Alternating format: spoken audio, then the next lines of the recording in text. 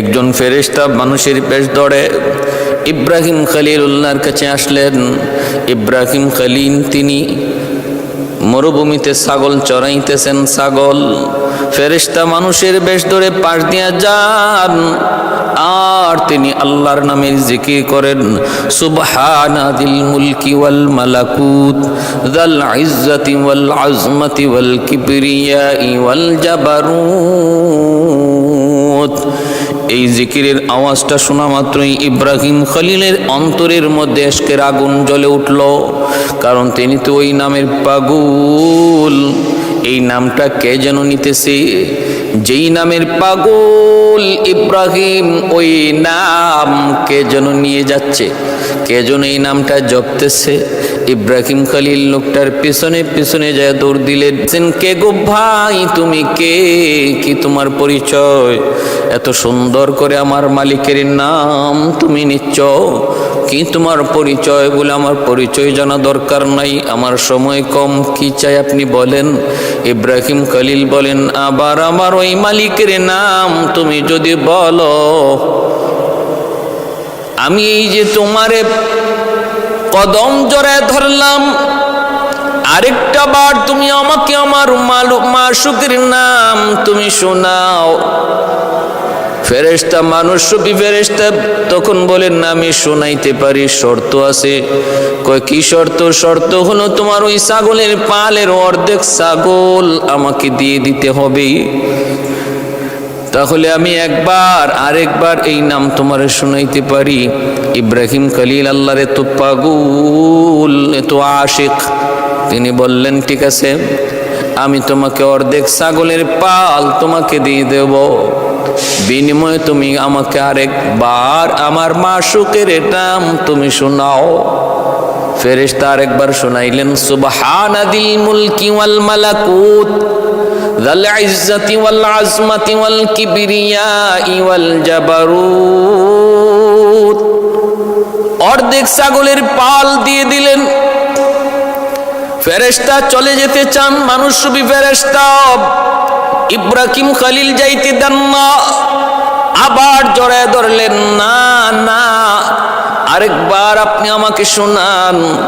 ফেরেশতা বলে, শোনাইতে পারি, শর্ত হলো বাকি অর্ধেক ছাগলের পালটাও আমাকে দিয়ে দিতে হবে।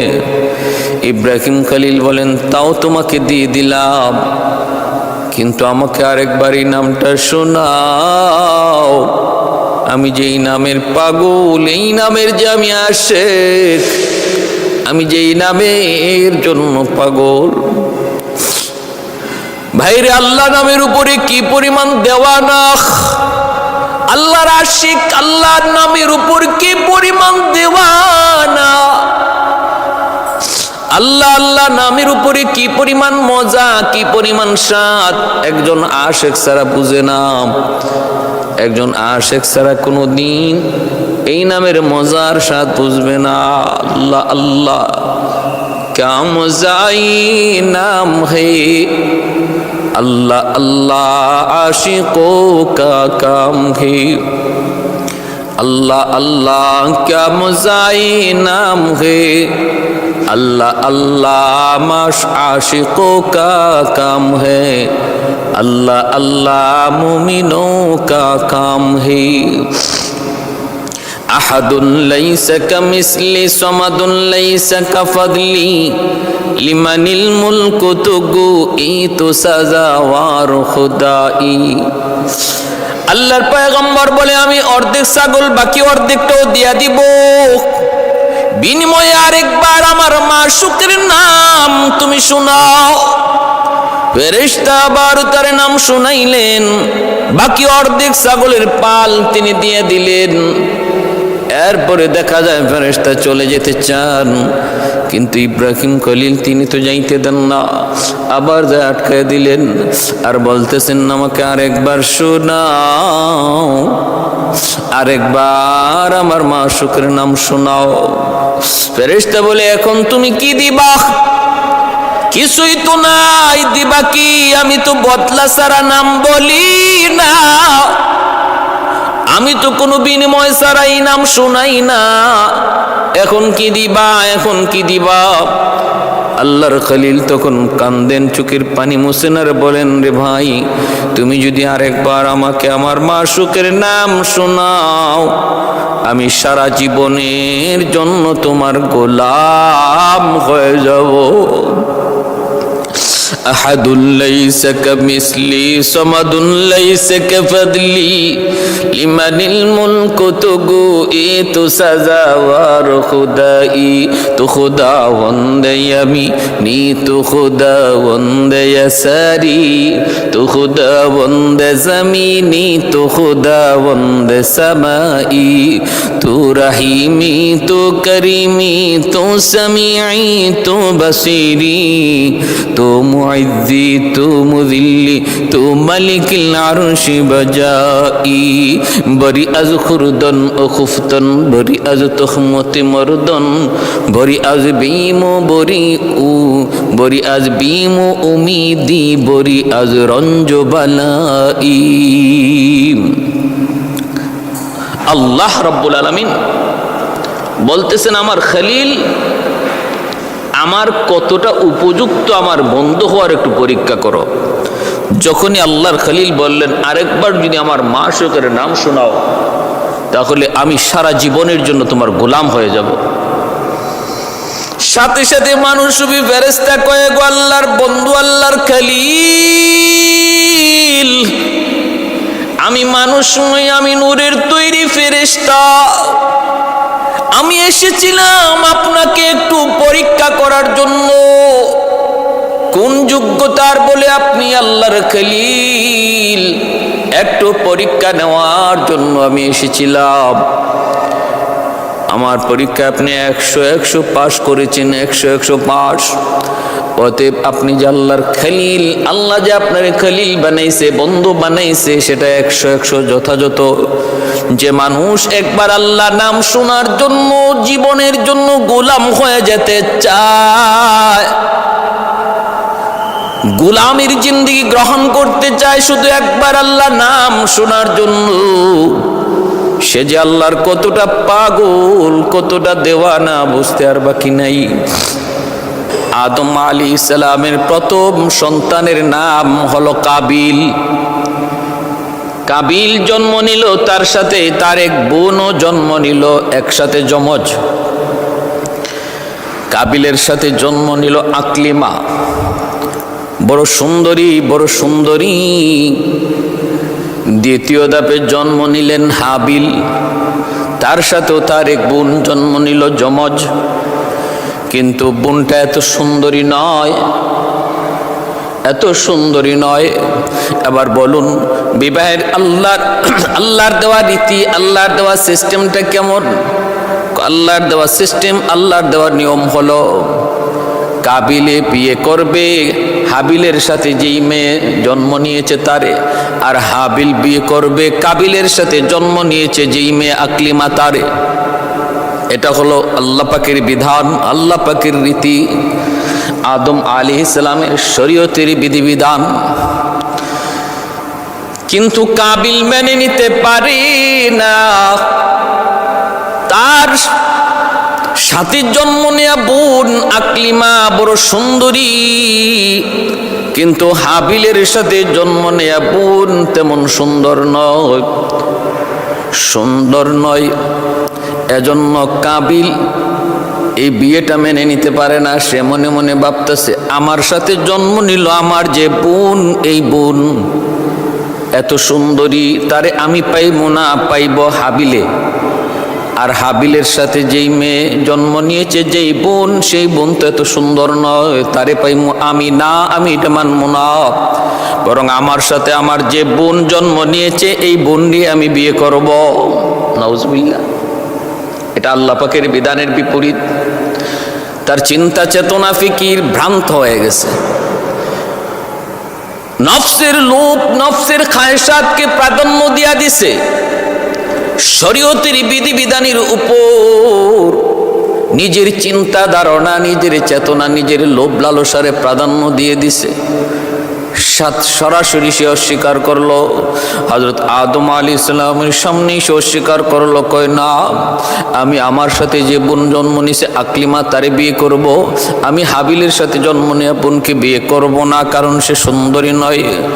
এমনভাবে যখন শরীয়তের বিধানকে অমান্য করতে লাগলো, আদম আলাইহিস সালামের সামনেই সেই কথা বলতে লাগলো, তখন আল্লাহ পাক সিদ্ধান্ত জানায় দিলেন, আদম তুমি ওদেরকে জানায় দাও, দুজনকে কোরবানি দিতে বলো, আর যার কোরবানি কবুল হবে, যার কোরবানি কবুল হবে তার মতটাই সঠিক, যার কোরবানি কবুল হবে সেই আকলিমারে বিয়ে করবে, বলো কোরবানি দেওয়ার জন্য। তখনকার সময় কোরবানি কবুল হওয়ার সিস্টেম ছিল, আকাশ থেকে আগুন নেমে আইসা যার কোরবানির বস্তুটা ছিল সেটাকে খেয়ে ফেলতো। কোরবানির বস্তু যদি আকাশ থেকে আগুন এসে খেয়ে ফেলে তাহলে বুঝবেন, তাহলে বোঝা যাইত তার কোরবানি কবুল হয়েছে, আল্লাহ জানায় দিলেন। এইভাবে কুরবানি কবুল হওয়া বুজার আলামত, বুজার সিস্টেম আল্লাহর পয়গম্বর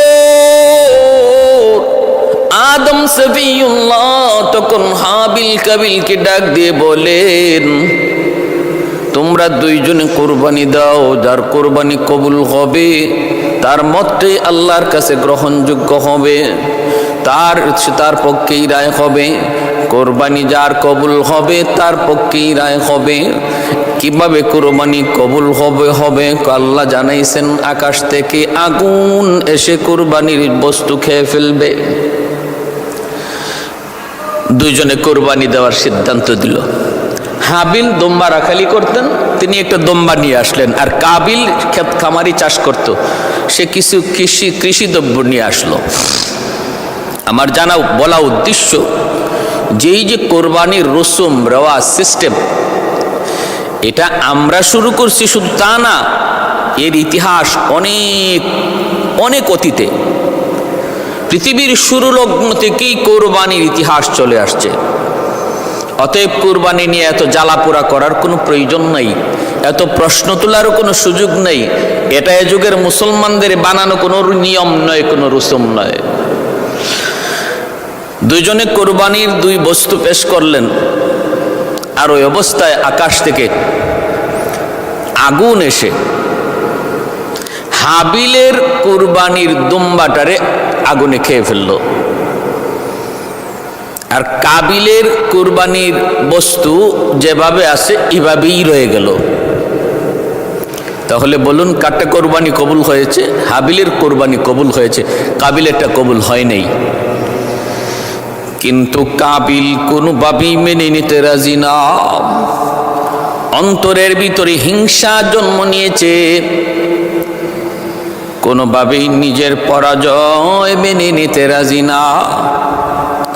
আল্লাহ পাক রব্বুল আলামিন সূরা মায়েদার 27 নম্বর আয়াতের 26 নম্বর 27 নম্বর আয়াতের মধ্যে আল্লাহ পাক নিজে বলেন, ওয়াতলু আলাইহিম নাবা আবনাই আদম বিল হক إذ قربا قربانا فتقبل من أحدهما ولم يتقبل من الآخر قال لأقتلنك قال إنما يتقبل الله من المتقين।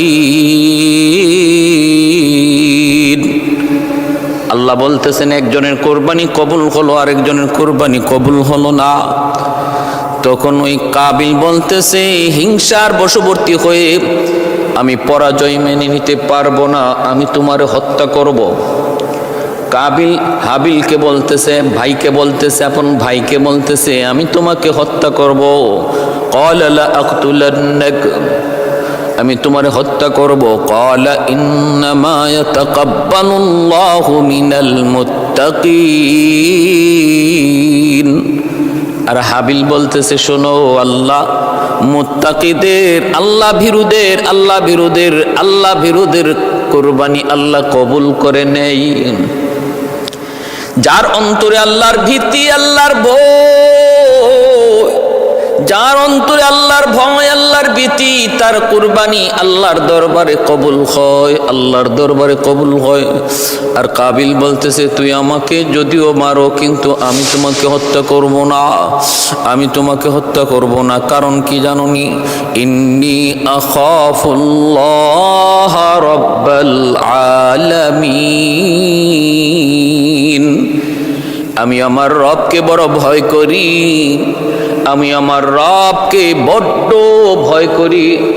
এজন্য তুমি আমাকে হত্যা করতে চাইলেও আমি তোমাকে হত্যা করব না। এ যুবক, খেয়াল করে শুনো, এতে বোঝা গেল কেউ যদি তোমার গায়ে আঘাত করে, হত্যা করার নিয়তে যদি আঘাত করে, তুমিও তাকে হত্যা করার নিয়তে আঘাত করতে পারো না, ফিরাইতে পারো, ফিরাইতে পারো। নিজেকে বাঁচানোর জন্য যদ্দূর করা দরকার তুমি করতে পারো, কিন্তু হত্যা করার নিয়তে নয়। ভাইরা বন্ধুরা আমার, নবী রহমতের নবী তো এমন ছিলেন, নবীর গায়ে যদি কেউ আঘাত করত, নবী তারে আরো জিজ্ঞেস করতেন, ভাই তুমি কি হাতে ব্যথা পেয়েছো নাকি? তুমি কি হাতে ব্যথা পেয়েছো? আল্লাহ নবী রহমতের নবীর আচরণ তো ছিল খুলুকে আযীম। এর চেয়ে উত্তম আদর্শ আর চরিত্র দুনিয়াতে কাউকে আল্লাহ দেয় নাই। এত সুন্দর আখলাক, এত সুন্দর আদর্শ ছিল আমার আপনার নবী। এজন্য মায়ের নবী রহমতের নবী বলেন, আমাদের আখলাক হবে এমন, খুলুকে আযীম না হলেও খুলুকে কারীম, তা না হলেও খুলুকে হাসান, এর বাইরে যাওয়া যাবে না। হয় যদ্দূর প্রতিভা, যদ্দূর আমাকে মারছে, আঘাত করছে, যদ্দূর আমারে কষ্ট দিছে, আমি তারে অদ্দূর কষ্ট দিব, অথবা আমি তারে মাফ করে দিব। শুধু মাফ করেই দিব তা না, খুলুকে আযীমের অধিকারী যদি হতে হয়, মাফ করার পর তার ভালো, তার কোনো উপকার করার জন্য চেষ্টা করব, তার উপকার করার জন্য চেষ্টা করব। এজন্য হাবিল বলতেছেন, আরে ভাই আমি তোরে মারবো না, তুই আমারে যতই মারোস, আমারে যদি হত্যা করুস, আমি তোরে হত্যা করবো না, কারণ আমি আল্লাহকে ভয় করি, আমি আমার আল্লাহকে ভয় করি। কাবিল অন্তরে হিংসা নেওয়ার পর এক পর্যায়ে হাবিলকে হত্যাই করে ফেললো। কারণ শয়তান যেমন আদম আলাইহিস সালাম এবং মা হাওয়া আলাইহিস সালামকে জান্নাত থেকে দুনিয়ায় পাঠায় দেয়, সে নিজেও কিন্তু দুনিয়ায় আসে, লানতের তখ্ত নিয়ে দুনিয়ায় আসে। আর আল্লাহ পাক রব্বুল আলামিনের কাছে কিছু পাওয়ার আর শক্তি নিয়ে আসে মালিক, যেই মানুষের কারণে আজকে আমি লানতের তখ্ত পইরা জাহান্নামী হলাম, এই মানুষ কেমন করে জান্নাতে যায় আমিও একটা দেখব। আমাকে তুমি কিছু বিশেষ শক্তি দাও। বিশেষ শক্তি, 1 নম্বর হায়াত দিবা কিয়ামত পর্যন্ত, হায়াত আমার কিয়ামত পর্যন্ত। 2 নম্বর মানুষের রগরেশার ভিতরে ডুইকা যেন ওয়াসওয়াসা কুমন্ত্রণা দিতে পারি, সেই শক্তি আর ক্ষমতা তুমি আমাকে দাও।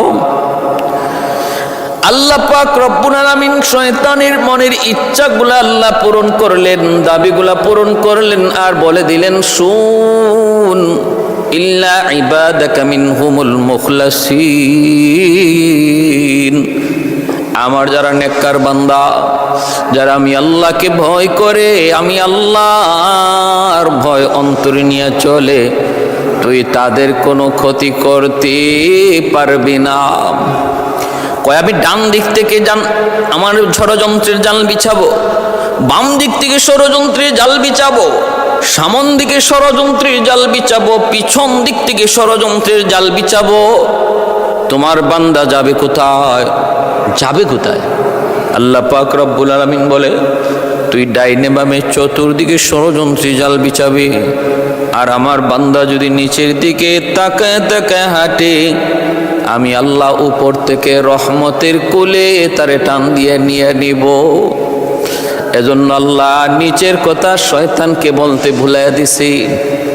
হাকিমুল উম্মত থানভী আলাইহি রাহমা বলেন, চলার পথে হাঁটার পথে ডাইনে বামে তাকানোর প্রয়োজন নাই, খুব দূরেও তাকানোর প্রয়োজন নাই, পিছনেও না, কারণ সর্বদিকে শয়তান ষড়যন্ত্রের জাল বিছানোর কথা বলেছে। কিন্তু আল্লাহ তার রহমতে নিচের কথা ভুলে রাখছেন। এজন্য কোনো মানুষ যখন রাস্তা হাঁটতে যায় নিচের দিকে তাকায় হাঁটে, আল্লাহ ওই মানুষটাকে তার রহমতের কুলে উপর থেকে টেনে নিয়ে যান। প্রতিটা নজরে নজরে যেখানে ছিল শয়তানের তীর, বিষাক্ত তীর, এর থেকে আল্লাহ তার হেফাজত করলেন। মা মিন মুসলিমিন ইয়ানজুর ইলা মাহাসিনি ইমরাতিন আউয়ালা মাররা সুম্মা ইয়াগুদ্দু বাসরা ইল্লা আহদাসাল্লাহু লাহু ইবাদাতান ইয়াজিদু হালাওয়াতাহা। মায়ার নবী বলেন, কোনো একজন সুন্দরী বেগানা নারীর দিকে কোনো যুবক নজর পড়া মাত্রই যদি নজরটা সরায় নেয়, আর কোনো নজর না দেয়, আল্লাহর ভয়ে, কার ভয়ে? আল্লাহর ভয়ে, আল্লাহ পাক রব্বুল আলামিন তখন তার ইমানের মধ্যে নূর পয়দা করেন, ইমানের মধ্যে নূর পয়দা করেন, হালাওয়াতে ইমান তারে দান করেন। এজন্য বাইরা বন্ধুরা একটু মনোযোগ দিয়ে খেয়াল করে শুনুন। হযরত আদম আলাইহিস সালাম ওনার সন্তান কাবিল হাবিলকে হত্যা করে ফেলবো, খুন করে ফেললো, এবং এটাই হলো পৃথিবীর ইতিহাসে সর্বপ্রথম খুন, সর্বপ্রথম হত্যা। পৃথিবীতে হত্যা চালু করার, হত্যার বিধান, হত্যার সিস্টেমটাও চালু করলো কাবিল। পৃথিবীতে খুনের সিস্টেমটাও চালু হলো কাবিলের দ্বারা। এজন্য তাফসীরের কিতাবের ভিতরে লিখেন, পৃথিবীতে এরপরে যত খুন হবে সমস্ত খুনের একটা গুনার একটা অংশ কাবিলের আমলনামায় জমা হবে। এটাই হলো নিয়ম পৃথিবীতে। যখনই যেই সিস্টেম চালু হয়, যে সিস্টেমটা চালু করে যায়, ওই সিস্টেমটা ওই তরিকাটা, ওই নিয়মটা যদি নেক কাজের কোনো নিয়ম হয়, সেটা যদি কোনো সওয়াবের কোনো নিয়ম হয়, সেটা যদি আল্লাহকে পাওয়ার কোনো তরিকা হয়, তাহলে দেখা যাবে এই তরিকার লাইনে যত মানুষে কাজ করবে, যত মানুষ আমল করবে, তাদের আমলের সাথে সাথে একটা আমলের অংশ, নেকের অংশ আল্লাহ যে আবিষ্কার করেছে, যার দ্বারা সিস্টেম তৈরি হয়েছে, চালু হয়েছে, তার আমল নামায় মৃত্যুর পরও সেটা জারি থাকবে। একজন মানুষ যদি একটা ধর্মীয় বই লিখে যায়, এই বইটা দুনিয়াতে যতদিন থাকবে, যত মানুষ এই ধর্মীয় বইটা পড়বে এবং আমলকে সুন্দর করার চেষ্টা করবে, তার বই পড়ার কারণে যেহেতু তার আমলের আগ্রহ বেড়েছে আর আমল করেছে, লেখককে আল্লাহ পাক রব্বুল আলামিন ওই আমলকারীর আমলের একটা অংশ আল্লাহ ওই লেখকের আমল নামায় দান করবে। আর যদি কোনো মানুষ কোনো গুনার প্রথা চালু করে যায়,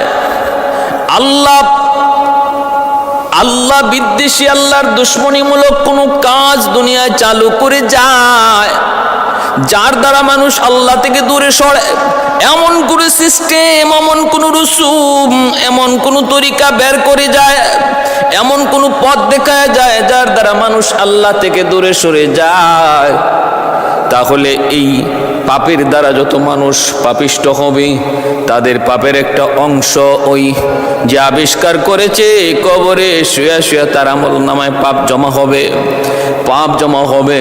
পৃথিবীতে সর্বপ্রথম খুন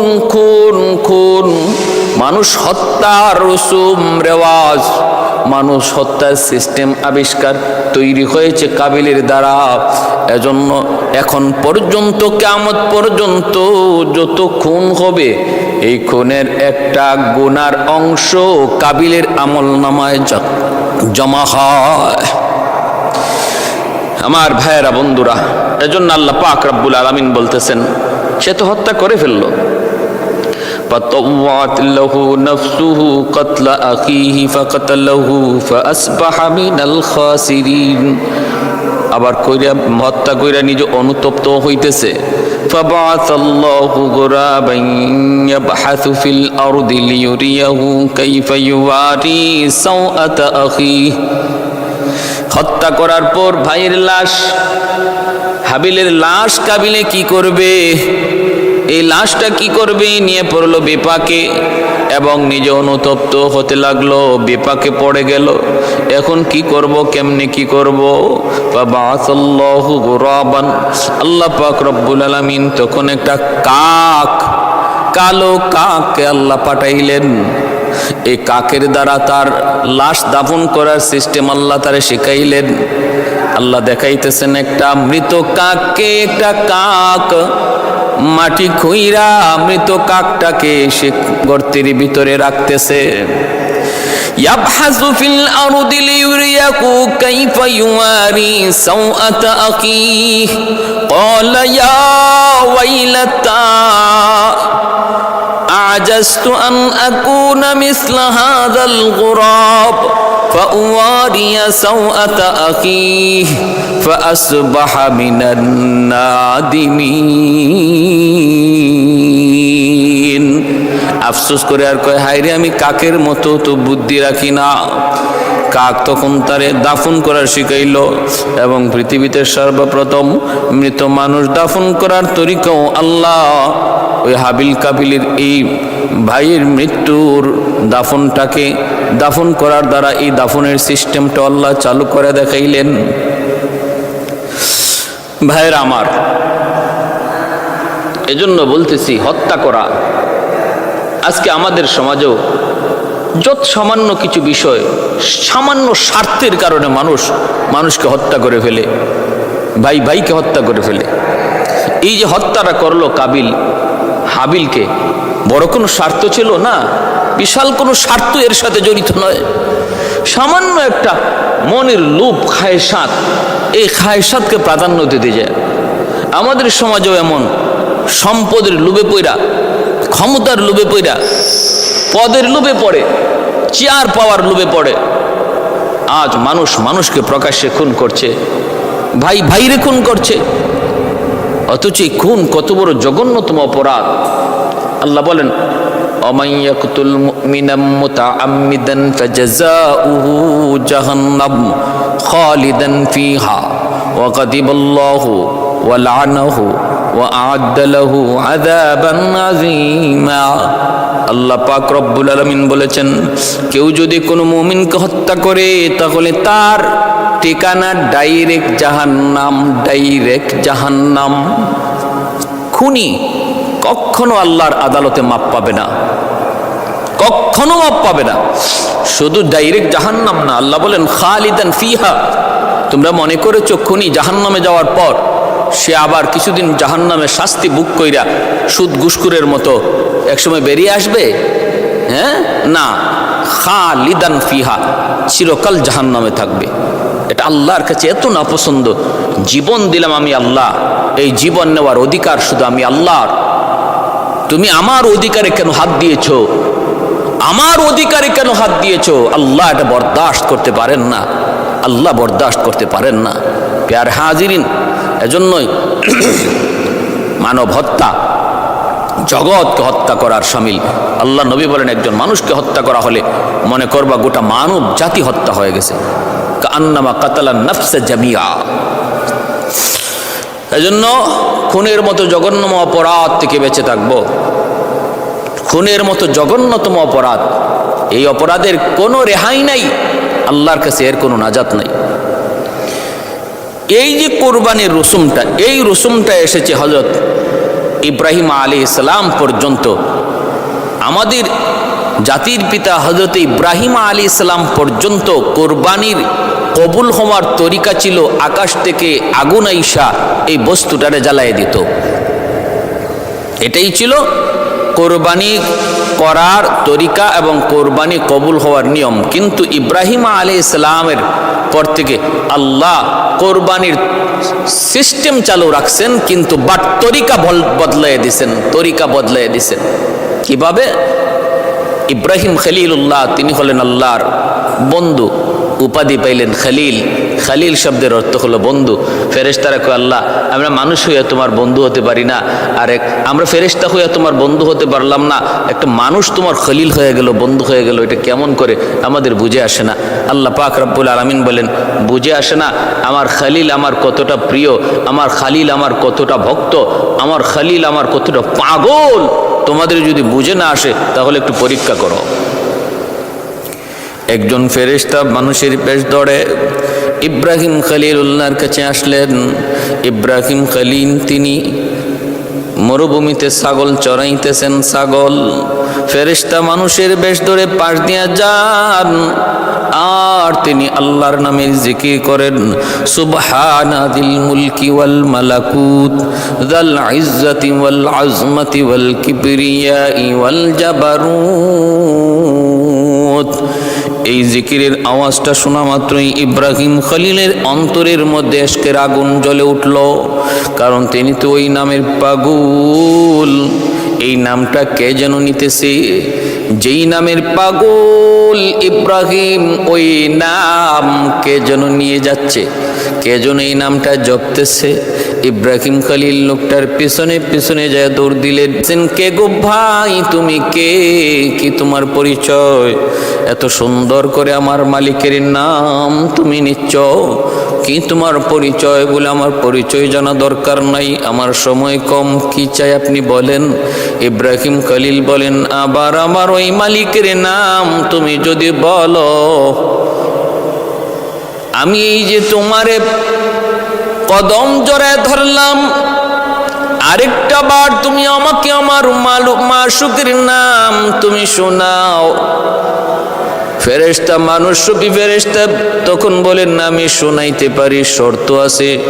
কয়, কি শর্ত? শর্ত হলো তোমার ওই ছাগলের পালের অর্ধেক ছাগল আমাকে দিয়ে দিতে হবে, তাহলে আমি একবার আরেকবার এই নাম তোমারে শোনাইতে পারি। ইব্রাহিম খলিল আল্লাহর এত পাগল, এত আশিক, তিনি বললেন, ঠিক আছে, আমি তোমাকে অর্ধেক ছাগলের পাল তোমাকে দিয়ে দেব, বিনিময়ে তুমি আমাকে আরেকবার আমার মাশুকের নাম তুমি শোনাও। ফেরেশতা আরেকবার শোনাইলেন, সুবহানা যিল মুলকি ওয়াল মালাকুত যাল ইজ্জতি ওয়াল আজমতি ওয়াল কিবরিয়াই ওয়াল জাবারুত।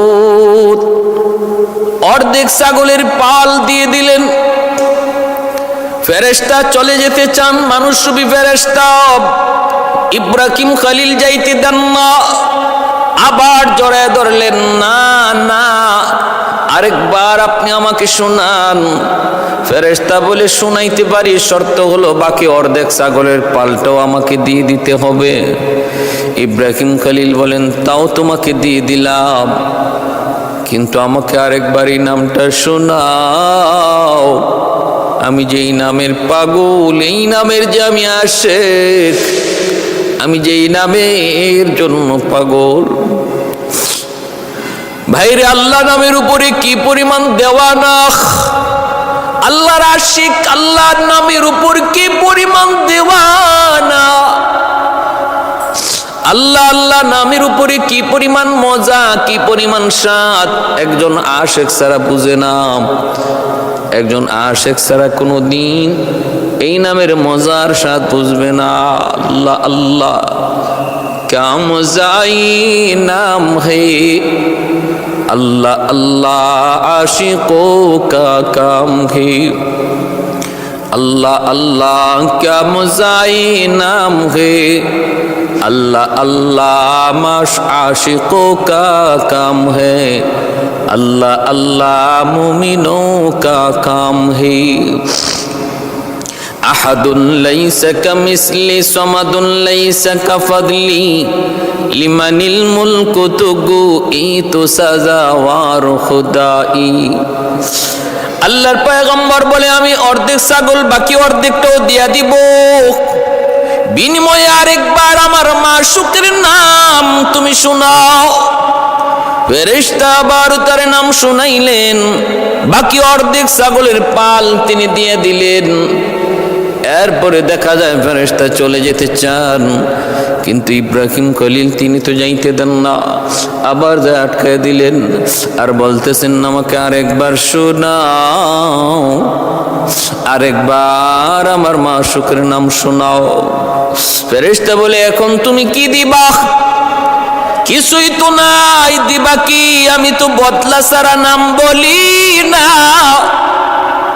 আমি তো কোনো বিনিময় ছাড়াই নাম শোনাই না, এখন কি দিবা? এখন কি দিবা?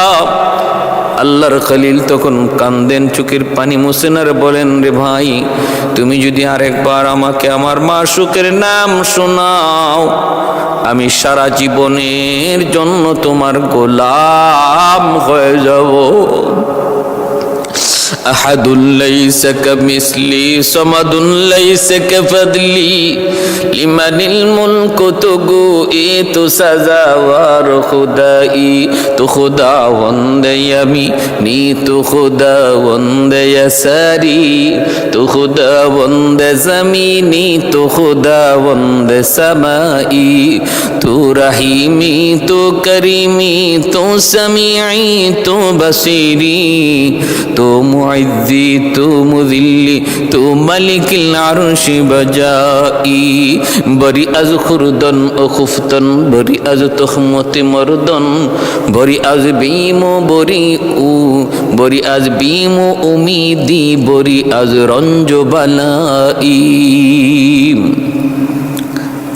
আল্লাহ রাব্বুল আলামিন বলতেছেন আমার খলিল আমার কতটা উপযুক্ত আমার বন্ধু হওয়ার একটু পরীক্ষা করো। যখনই আল্লাহর খলিল বললেন আরেকবার যদি আমার মাশূকের নাম শোনাও, তাহলে আমি সারা জীবনের জন্য তোমার গোলাম হয়ে যাব। সাথে সাথে মানুষ ফেরেশতা কয়ে গো আল্লাহর বন্ধু, আল্লাহর খলিল,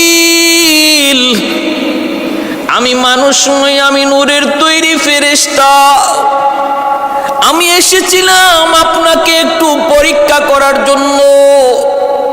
কোন যোগ্যতার বলে আপনি আল্লাহর খলিল? একটু পরীক্ষা নেওয়ার জন্য আমি এসেছিলাম। আমার পরীক্ষা আপনি 100 পাস করেছেন, 100 পাস। অতএব আপনি যে আল্লাহর খলিল, আল্লাহ যে আপনার খলিল বানাইছে, বন্ধু বানাইছে, সেটা 100 যথাযথ। যে মানুষ একবার আল্লাহ নাম শোনার জন্য জীবনের জন্য গোলাম হয়ে যেতে চায়,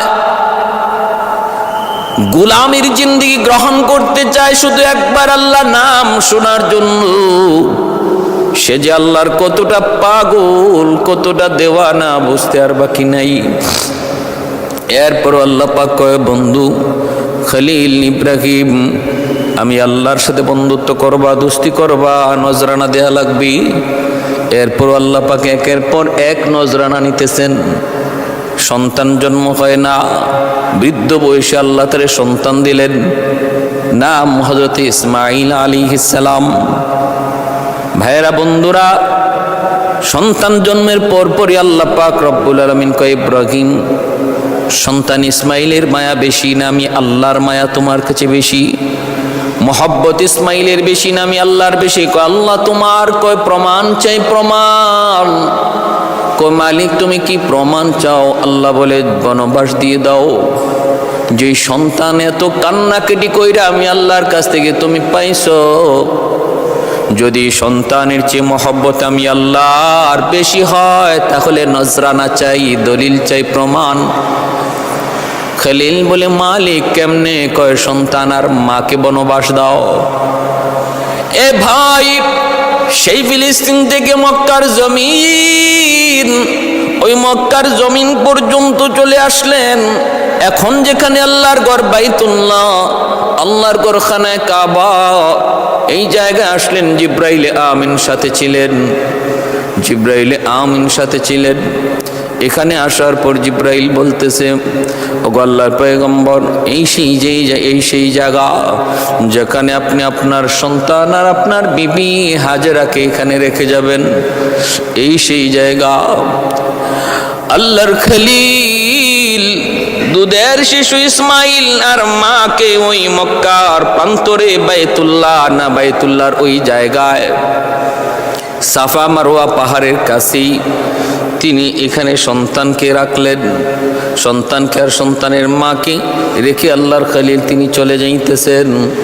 ওই অবস্থায় মা হাজেরা তিনি ডাক দিয়ে বলতেছেন, স্বামী গু, ও স্বামী, কিছু পানি আর কিছু খেজুর তুমি দিয়ে গেলা, কয়েকদিনের ভিতরেই খেজুরটাও শেষ হয়ে যাবে, পানিটাও শেষ হয়ে যাবে, কিন্তু আমাদেরকে কোথায় রেখে যাইতেছ? কেন রেখে যাইতেছ? কই চলে যাইতেছ? কতদিনের জন্য রেখে যাচ্ছ? কিছুই তো বলো নাই। অপরাধ কি গো স্বামী? আমি স্ত্রী যদি তোমার সাথে কোনো অন্যায় করে থাকি, আমার শাস্তি দেও, শাস্তি দেও, মাথা পেতে নেব। কিন্তু আমার দুধের বাচ্চাটার কি অপরাধ? আমার দুধের শিশুটার তো কোনো অপরাধ নাই। শাস্তি যদি পেতে হয় আমি পাবো, আমার সন্তান কেনই শাস্তি ভোগ করবে? ইব্রাহিম খলিল চোখের পানিটা মুছেন, কথা বলেন না।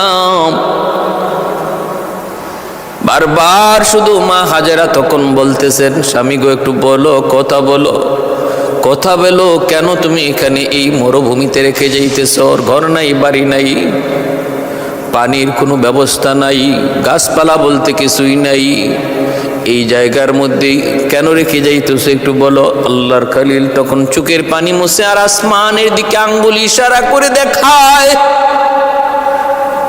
আসমানের দিকে ইশারা করে বুঝা দেয়, ওগো বিবি, আমার ইচ্ছায় তোমাকে রেখে যাই নাই, এখানে তোমাকে আর তোমার সন্তানকে, আমার সন্তানকে রেখে যাওয়া আমার মালিকের ইশারায়। মা হাজেরা তখন বলতেছেন, যদি আমার আল্লাহর ইশারায় হয় তাহলে আমার কোনো আপত্তি নেই, কারণ আমার আল্লাহই আমার উত্তম হেফাজতকারী। কেমন ধৈর্যশীল আল্লাহর উপর, কেমন আস্থা আল্লাহর উপর, কেমন ভরসা। আল্লাহ বলে, ওয়া মান ইয়াতাওয়াক্কাল আলাল্লাহ ফাহুয়া হাসবুহ, কেউ যদি আমি আল্লাহর উপর 100 ভরসা করে, আমি আল্লাহ তার জন্য যথেষ্ট, আমি আল্লাহ তার জন্য যথেষ্ট হয়ে যাই। তিনি যখন বুঝলেন আল্লাহর ইশারায়, মা হাজেরা বলেন, তাহলে কোনো টেনশন নাই, আপনি নির্ভয়ে যান, আমার মালিক আমার উত্তম হেফাজতকারী। সুবহানাল্লাহ। ভাইরা বন্ধুরা, তিনি চলে গেলেন, এইদিকে তিনি চলে গেলেন, সংসার করেন বিবি সায়রার সাথে সংসার করেন।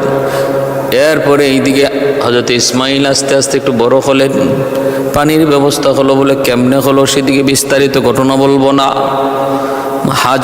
মা হাজেরা তিনি সাফা মারওয়ায় দৌড়াদৌড়ি করেন, পানির তৃষ্ণা ইসমাইল ছটফট করে মা হাজেরা সাফা মারওয়ায় দৌড়াদৌড়ি করেন পানির একটু সন্ধান পাওয়ার জন্য। একজন মা যখন নিজের চোখে দেখে সন্তান পানির তৃষ্ণায় ছটফট করতেছে, মারা যাবে, ওই অবস্থায় মায়ের দিলের হালত দুনিয়ার কেউ বুঝবে না, বুঝবে শুধু ওই মা। এজন্য মা হাজেরা তিনি ওই সন্তানে পিপাসিত ওই চোখ, পিপাসিত ওই ঠোঁট তিনি তো দেখতেছেন। এক ফোঁটা পানির জন্য সাফা মারওয়ায় দৌড়ান, উঁচু জায়গায় উঠেন, নিচা জায়গায় নামেন, কোথাও কোনো পানির ব্যবস্থা আছে কিনা একটু দেখার জন্য ভাইরা বন্ধুরা। কিন্তু না, এরকম পাগল পাড়া হয়ে 7 বার তিনি দৌড়াইলেন। আল্লাহ পাকের কাছে এই দৌড়টা এত ভালো লাগলো। হজের মৌসুম চলছে, হজের হাজিগণ আল্লাহর ঘর দেখার জন্য রওনা দিয়েছেন। এ ভাই, এই হজের পুরা আমলগুলি, রুকুনগুলি আমাদের দুইজন পিতার স্মৃতি এর মধ্যে বেশি জড়িত। একজন আদি পিতা আদম, আরেকজন হলো জাতির পিতা ইব্রাহিম আলাইহিস সালাম। এই দুইজনের স্মৃতি হজের সমস্ত কাজের মধ্যে সবচেয়ে বেশি জড়িত।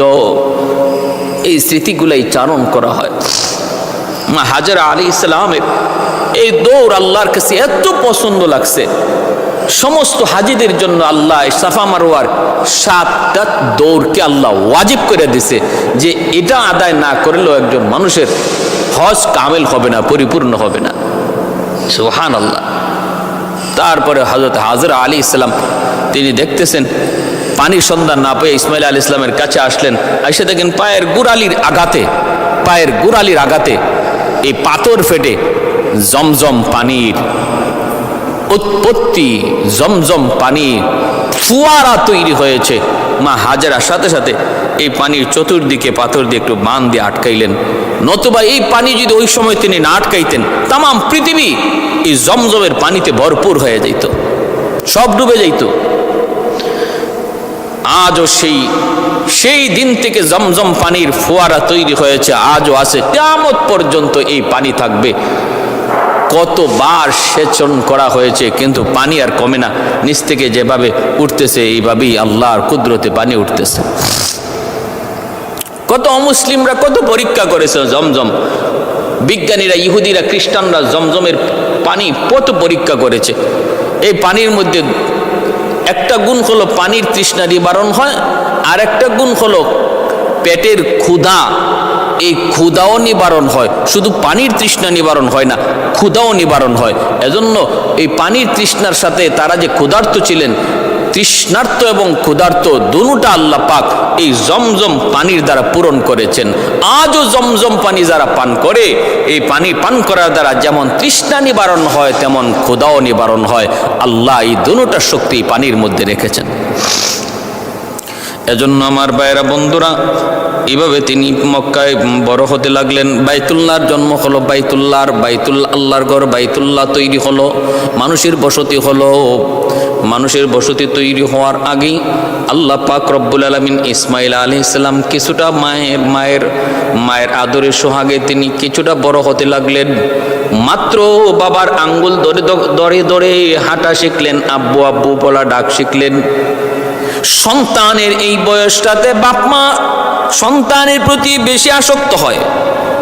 আল্লাহ পাক রব্বুল আলামিন তখন বলতেছেন, ইব্রাহিম, তোমার ইসমাইল এখন আব্বু আব্বু ডাকতে জানে। অতএব এই বয়সে সন্তানের প্রতি বাবার দরদ বেশি হয়। আমি আল্লাহ দেখতে চাই এই দরদটা তোমার অন্তরে বেশি নাকি আমি আল্লাহর দরদ। স্বপ্ন যুগে আল্লাহ দেখাইতেছেন, ইব্রাহিম কোরবানি করো। ইব্রাহিম আলাইহিস সালাম স্বপ্ন যুগে দেখেন কোরবানি করার নির্দেশ, ঘুম থেকে উঠা 200টা উট কোরবানি করলেন। আবার স্বপ্নে দেখেন ইব্রাহিম কোরবানি করো, আবারও তিনি 200টা উট কোরবানি করলেন। আবার দেখেন কোরবানি করো।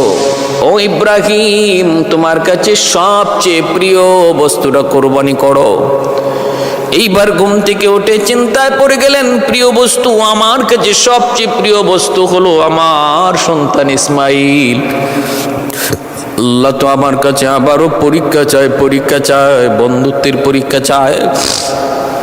সন্তান কোরবানি। সারার সাথে পরামর্শ করলেন। বিবি সারা বলেন, আপনি আল্লাহর হুকুম কার্যকর করুন। রওনা দিয়ে দিলেন মক্কায়। সেই তিনি বিবি হাজেরাকে বলতেছেন, বিবি গো, ও বিবি, আমার সন্তান ইসমাইলকে তুমি একটু সাজায় গোজায় দাও। এক জায়গায় বেড়াইতে যাব, মেহমানদারি করতে যাব। হাজেরা তিনি সাজায় গুজায়া বাবার সাথে দিয়ে দিলেন। মা হাজেরা তিনিও খুব খুশি, আমার সন্তানকে আমার স্বামী এত আদর করতেছেন, এত মায়া ভরে ডাইকা তিনি কোথাও নিয়ে যাবেন মেহমানদারিতে, বেড়াইতে। মা সন্তানকে যখন বাবা আদর করে, বাবা বেশি আদর করে ডাক দেয়, তখন মার কলিজা বেশি খুশি হয়। বাবা যখন সন্তানকে বেশি আদর করে তখন মার কলিজা বেশি খুশি হয়। হাজেরা বলতেছেন, যান, আপনি সাজায় গুজায় দিলাম। তিনি সাজায় গুজায় নিয়ে রওনা দিছেন। এইদিকে শয়তান মা হাজেরার কাছে এসে বলতেছে, হাজেরা, সন্তান ইসমাইলকে তুমি নিজে একা লালন পালন করছো, সন্তানকে মানুষ করেছো তুমি, যত কষ্ট যত যন্ত্রণা সব তুমি নিজে সহ্য করেছো। আজকে তোমার ওই কলিজার টুকরা সন্তানটারে তুমি তোমার স্বামীর সাথে দিয়া দিছো কোথায়? কয় বেড়াইতে। কয় না, বেড়াইতে নেই গো হাজেরা, তোমার সন্তান ইসমাইলকে ইব্রাহিম নিয়ে গেছে জবাই করার জন্য, জবাই কোরবানি করার জন্য। হাজেরা বলতেছে, কস কি তুই বাবা কোনোদিন সন্তানকে জবাই করবে? কয় হ করবে। হাজেরা বলেন, অসম্ভব, আমি বিশ্বাস করি না। শয়তান বলে করবে করবে, কয় না বিশ্বাস করি না। এমনি শয়তানে কয় আল্লাহর হুকুমে, আল্লাহর হুকুমে।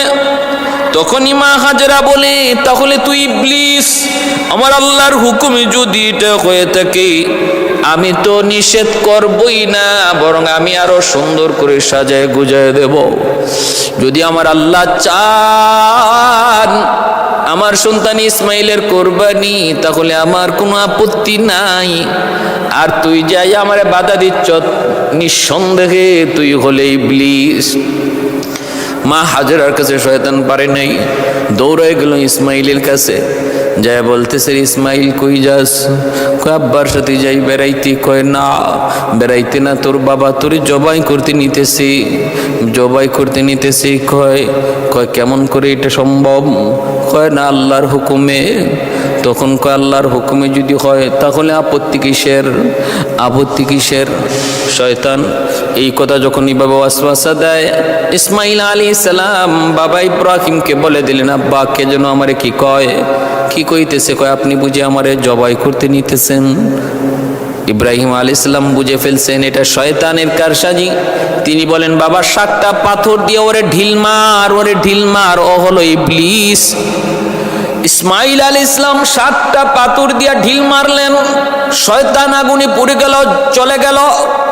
সেই ঢিল মারার স্মৃতি আল্লাহ পাক এখনো জামারাতে আল্লাহ পাক কিয়ামত পর্যন্ত সেই স্মৃতি আল্লাহ ধরে রাখছে।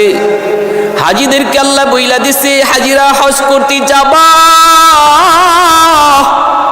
আমার ইসমাইল যেইভাবে ইবলিসের ঢিল মেরেছিল 7 বার, তোমরাও যদি 7 বার ইবলিসের ঢিল না মারো, হজ আমি আল্লাহর কাছে কবুল হবে না। আমি আল্লাহর কাছে বড় পছন্দ লাগছি। যেই মুহূর্তটাতে সে ঘাবড়ে যাওয়ার কথা, ভয় পেয়ে যাওয়ার কথা, শয়তানের কথায় বাবার সাথে এ বিষয় নিয়ে আলোচনা করার কথা, দৌড় দেওয়ার কথা, কিন্তু না না, বরং শয়তানকে আরো ঢিল মারলো। আমি আল্লাহর কাছে এত পছন্দ, এই আমল তোমরা বিজড়িত না করলে, স্মৃতি আবার চারণ না করলে হজ কবুল হবে না। ভাইরা বন্ধুরা, ইব্রাহিম আলাইহিস সালাম বললেন, বাবা ইসমাইল, স্বপ্নে দেখেছি আমি তোমাকে কুরবানি করতেছি, এবার তোমার পরামর্শ দাও, তুমি কি বলো? ইব্রাহিম খলিলুল্লাহ যখন এই কথা বলেছেন, ইসমাইল আলাইহিস সালাম ছোট্ট বালক, 10 বছরের বালক, তিনি বলতেছেন, আব্বা স্বপ্নে যা দেখেছেন আপনি তা বাস্তবায়ন করুন। আপনি আমাকে ধৈর্যশীলদের ভিতরে পাবেন, আমি অধৈর্য হব না, মালিকের হুকুমের সামনে অধৈর্য হব না। আপনি আমাকে ধৈর্যশীলদের ভিতরে পাবেন। আব্বা আপনি আল্লাহর আদেশ দেরি করবেন না, কার্যকর করুন। কিন্তু আব্বা আপনি যে আমাকে কোরবানি দিবেন, আপনি আমাকে উপর করে শোয়া রাখবেন, আমাকে আমার চেহারাটা দেখে আপনি কোরবানি দিয়েন না, কারণ আমার চেহারা যদি আপনার নজরে পড়ে তাহলে কিন্তু কোরবানি দিতে পারবেন না, হাত আপনার চলবে না, উপর করে শোয়া দিবেন। আর আমার রক্ত মাখা জামাগুলি আমার মা হাজেরার কাছে রক্ত মাখা জামাগুলি পৌঁছে দিয়েন, কারণ বাবা গো, আমি তোমার আদর, মায়ের আদর, দুটা আদর আমার মার কাছে পাইছি। জন্মের পর থেকে আমি কি শুধু মাকে দেখছি? বাবার আদর আমি আমার মায়ের কাছ থেকে পেয়েছি, আদব শিক্ষা আমি আমার আম্মার কাছ থেকে শিখেছি। আমি ছিলাম আমার মায়ের চোখের শীতল। এজন্য আব্বা কোরবানির পর আমার রক্তমাখা জামাটা আম্মার কাছে পৌঁছে দিন, মা কিছুটা সান্ত্বনা পাবে। ইব্রাহিম আলাইহিস সালাম তিনি এবার শোয়াইলেন, শোয়া তিনি সন্তান ইসমাইলকে উপর করে শোয়াইলেন। ছুরি চালাবেন, কিন্তু দেখা যায় ছুরি চালাইতে পারেন না। ইসমাইল আলাইহিস সালাম নিজ থেকে বলতেছেন, আব্বা এখনো তোমার হাত কাঁপতেছে, ছুরি চলবে না। বাবা তুমি তোমার চোখটাও বেঁধে ফেলো, কারণ তুমি তোমার নিজের চোখে সন্তানের কুরবানির দৃশ্য দেখলে কুরবানি হবে না, করতে পারবা না, নিজের চোখটাও বেঁধে ফেলো। ইব্রাহিম আলাইহিস সালামকে ইসমাইল এই পরামর্শ দিলেন। ইব্রাহিম আলাইহিস সালাম নিজের চোখটাও তিনি বেঁধে ফেললেন। তারপরে ছুরি চালাইতে শুরু করলেন। ভাইরা বন্ধুরা, ছুরি চালাইতে শুরু করলেন।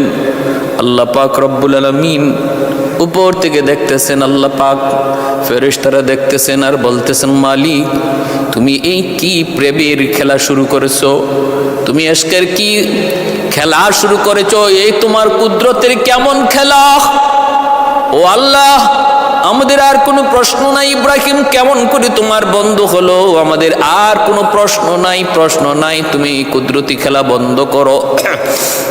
আল্লাহ তুমি বন্ধ করো। রব্বুল আলামিন বলতেছেন, একটু দেখ না কই যায়, কোথায় পর্যন্ত যায় পৌঁছে আমার ইব্রাহিম ইসমাইল। যখন ছুরি চালাইয়া দিলেন, নিঃসন্দেহে এইবার ছুরি চালাইলেন। আল্লাহ পাক রব্বুল আলামিন সাথে সাথে জিব্রাইলকে বলেন, জিব্রাইল আমার ইব্রাহিম ছুরি চালাইয়া দিছে, এই যে ছুরি যাইতেছে ইসমাইলের গলায় লাগবে। এর জিব্রাইল, ওই ছুরি ইসমাইলের গলায় যাওয়ার আগে আগে তুমি জান্নাতি দুম্বা ইব্রাহিমের ছুরির নিচে শোয়া দাও আর আমার ইসমাইলকে সরায় দাও। জিব্রাইল আলাইহিস সালাম বলেন, পৃথিবীতে 3টার সময় আমার যাইতে সবচেয়ে অনেক অনেক অনেক কষ্ট হয়েছে। আমার যত শক্তি ছিল সমস্ত শক্তি ব্যয় করে পৃথিবীতে 3টার সময় আমি আগমন করেছি। এই 3টা আগমনের কথা আমার মনে থাকবে। একটা হলো যখন ইব্রাহিম ছুরি চালায়, আমি দেখতেছি ইব্রাহিমের ছুরিও চলে, আমি জিব্রাইল নিজেও চলতেছি। ছুরিও চলে আমিও চলি, ছুরিও চলে আমিও চলি, ছুরিও চলে আমিও নামি, ছুরিও চলে আমিও নামি। আমার 600 ডানা একসাথে আমি ব্যবহার করলাম। একসাথে ব্যবহার করার দ্বারা ইব্রাহিমের ছুরিও চলতেছে আমিও নামতেছি। গলায় লাগার আগে আগে আল্লাহর রহমতে আমি দুম্বা জান্নাতি দুম্বা আইনা ইসমাইলদের সরাইয়া জান্নাতি দুম্বা শোয়া দিছি। ইব্রাহিম বিন্দু পরিমাণ কিছু টের পান নাই। তিনি তো ছুরি চালায়া দিছেন, গজ গজ করে গলা কাটলো, ফিনকি দিয়া রক্ত বের হলো। আল্লাহু আকবার কইয়া তিনি কুরবানি করে ফেললেন। এরপরে তিনি তো নিশ্চিত আমার ইসমাইল কুরবানি হয়ে গেছে, কোরবানি হয়ে গেছে। রক্ত পড়ার দৃশ্য, গলা কাটার মতো গলা কাটার আওয়াজ তিনি শুনতে পাইলেন। এবার আল্লাহর শুকরিয়া আদায় করে তিনি যখন চোখটা খুললেন, খুইলা যখন নিচের দিকে তাকাইলেন, তাকায়া দেখেন আল্লাহু আকবার, আল্লাহু আকবার, নিচে তো ইসমাইল নাই, নিচে কোরবানি হয়ে গেছে একটা জান্নাতি দুম্বা, আর পাশেই শুয়ে আছে ইসমাইল। তিনি বিশ্বাস করতে পারতেছেন না, চোখটা আবার কসলাইতেছেন, চোখটা আবার এরকম ভাবে কি করলেন, একটু মনে করলেন চোখটা মনে ঝাপসা। তারপরে আবার তাকে দেখেন ঘটনা সত্য, নিচে হলো একটা দুম্বা, পাশে দাঁড়ায় আছে ইসমাইল। হযরত ইসমাইল আলাইহিস সালাম দৌড় দিয়া বাবাকে জড়ায় ধরে তিনি আল্লাহর শুকরিয়া আদায় করে কাঁদতেছেন। আর ওই অবস্থায় জিব্রাইল আমিন বলতেছে, নবী গো, আপনার কোরবানি আল্লাহর দরবারে কবুল হয়ে গেছে। উদ্দেশ্য তো কোরবানি ছিল না, উদ্দেশ্য ছিল আপনার দিলের হালত জানা। আল্লাহ পাক এই জায়গায় জান্নাতি দুম্বা কোরবানি দিয়ে আপনার কোরবানি আল্লাহ কবুল করে নিছে, যেন ইসমাইলে কোরবানি হয়েছে। আপনি যেমন ইসমাইলকেই কোরবানি দিয়েছেন, বিন্দু পরিমাণ এতে কোনো সন্দেহ নাই। বা সাথে সাথে বাপ বেটা দুজনে 2 রাকাত শুকরিয়ার নামাজ পড়লেন। এজন্যই আমরা ঈদুল আজহার দিন 2 রাকাত শুকরিয়াতান ঈদুল আজহার নামাজ পড়ি। এটা হলো শুকরিয়াতান আল্লাহ পাক রব্বুল আলামিন জিলহজ মাসের 10 তারিখ এই ঈদুল আজহার অনেক দাম, অনেক ফজিলত। 10 তারিখ হলো কুরবানি, 9 তারিখ হলো আরাফা। 9 তারিখ কি? আরাফা। আল্লাহু আকবার। এই জিলহজ মাসের 1 তারিখ থেকে নিয়ে 10 তারিখ পর্যন্ত আল্লাহর কাছে খুব দামি এই 10টা দিন। ওয়াল ফজরি ওয়া লায়ালিন আশর ওয়াশ শাফঈ ওয়াল ওয়াতর ওয়াল ফজরি ওয়া লায়ালিন আশর। ওই যে 10টা রাতের কসম আল্লাহ সূরা ফজরে খেলেন, মুফাসসিরিন কেরাম বলছেন এই 10টা রাত হলো এই জিলহজ মাসের এই 10 দিনের 10 রাত। কেউ যদি এই 10 রাতে ইবাদত করে সে সবে কদরের সমান সওয়াব পাবে। জিলহজ মাস ঢোকা মাত্রই আমাদের কিছু আমল আছে সুন্নত। 1 নাম্বার হলো যে জিলহজ মাস ঢোকার আগেই আমাদের শরীরের অতিরিক্ত পশম, নখ, চুল, অতিরিক্ত পশম পরিষ্কার করে নিব। জিলহজ মাস ঢোকা মাত্রই নখ না কাটা, চুল না কাটা, অতিরিক্ত পশম না কাটা, এগুলো হলো সুন্নত। কেন? কারণ এই জিলহজ মাসের 1 তারিখ থেকে নিয়ে 10 তারিখের এই 10 দিন পরে 10 তারিখে কোরবানির যে এক প্রেমের লীলা খেলা, এশকের এক লীলা খেলা, আশিকার মাশুকের যে এক অগ্নি পরীক্ষা, ওই অগ্নি পরীক্ষার স্মরণ 1 তারিখ থেকে করা হচ্ছে।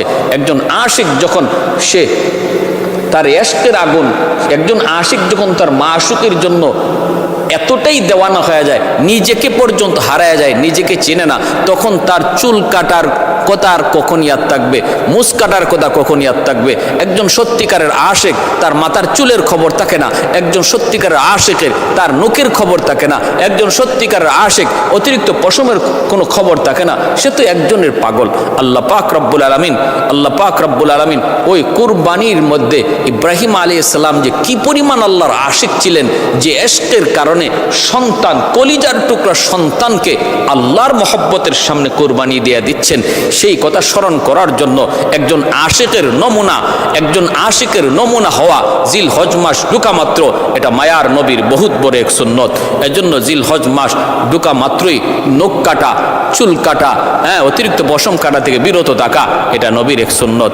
আর 9 তারিখে রোজা রাখা, 9 তারিখে কেউ যদি রোজা রাখে, অর্থাৎ আরাফার দিন, এই তো আর কয়েকদিন, আগামীকাল থেকে জিলহজ মাস ঢুকতেছে, 9 তারিখে যদি কেউ আমরা রোজা রাখি, তাহলে আল্লাহর নবী রহমতের নবী বলেন তার 1 বছরের পিছনের গুনাহ মাফ, সামনের 1 বছরের গুনাহ আল্লাহ তার মাফ করে দেন। সুবহানাল্লাহ। প্যারে হাজিরিন, আল্লাহ পাক আমাদের সবাইকে এই আমলগুলা করার তৌফিক দান করুন। আর কোরবানির মধ্যে যে নিয়ত, ইব্রাহিম আলাইহিস সালাম যে নিয়তে, আল্লাহকে খুশি করার নিয়তে যেমন কোরবানি করেছিলেন, এমন নিয়ত নিয়ে আমি আপনিও যদি আজকে কোরবানি করি, তাহলে এই কোরবানি আল্লাহর কাছে কবুল হবে। আর যদি আমার আপনার গোশত খাওয়ার নিয়ত থাকে, আমার আপনার যদি টাকার মধ্যে ভেজাল টাকা থাকে, হারাম থাকে, তাহলে কোরবানি কবুল হবে না। কোরবানি কবুল হওয়ার জন্য শর্ত হলো 2টা।